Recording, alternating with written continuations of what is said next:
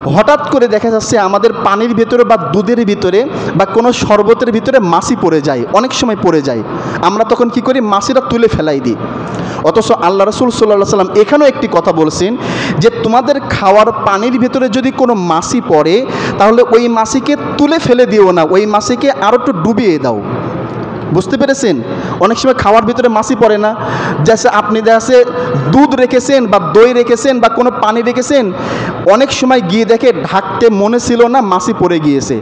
যে কয়টা মাছি পড়বে তখন উচিত কোনটা? মাছিকে আরও ডুবিয়ে ফেলে তারপর ফেলে দেওয়া। কেন?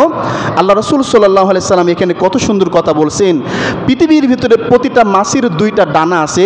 একটি ডানা হচ্ছে জীবাণু, যেখান থেকে জীবাণু ছড়ায়, আর একটি ডানা আল্লাহ রাব্বুল আলামিন জীবাণুমুক্ত, জীবাণু নষ্ট করার জন্য সৃষ্টি করেছেন। কাজেই যে মাছিটা খাবারের ভিতরে পড়েছে, কোন ডানাটি ওই খাবারের ভিতরে পড়েছে আমরা জানি না, জীবাণু হতে পারে। কাজেই ওই মাছিটা যখন আরও ডুবিয়ে দিব, জীবাণু মুক্ত হয়ে ওই খাবারটা তখন পবিত্র হয়ে যাবে। কাজেই আমরা যখন খাবারের ভিতরে কোনো মাছি বা মশা যখন দেখব, তখন আমাদের উচিত ওই মাছিকে ডুবিয়ে তারপর ফেলে দেওয়া।